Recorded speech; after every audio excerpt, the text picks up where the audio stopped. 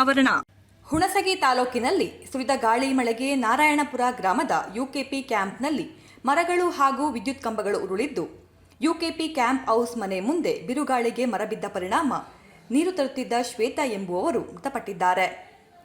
ಮನೆಯ ಸಮೀಪದ ಬೋರ್ವೆಲ್ನಿಂದ ನೀರು ತರುತ್ತಿದ್ದಾಗ ಘಟನೆ ನಡೆದಿದೆ. ಈ ಸಂಬಂಧ ನಾರಾಯಣಪುರ ಪೊಲೀಸ್ ಠಾಣೆಯಲ್ಲಿ ಪ್ರಕರಣ ದಾಖಲಾಗಿದೆ.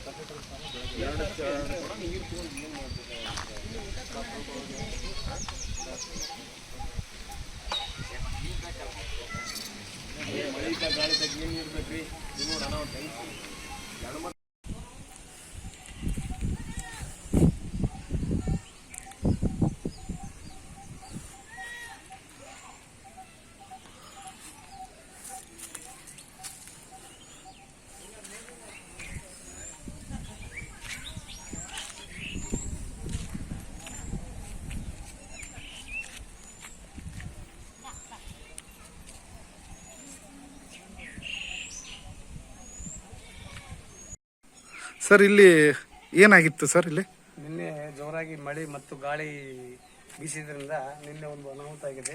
ಆ ಎಮ್ಮ ನೀರು ತುಂಬಲಿಕ್ಕೆ, ಮನೆಗೋಸ್ಕರ ನೀರು ತುಂಬಲಿಕ್ಕೆ ಬಂದಾಗ ಗಿಡಗಳು ಬಿದ್ದು ಸ್ವಲ್ಪ ಅನಾಹುತ ಆಗಿದೆ ಸರ್.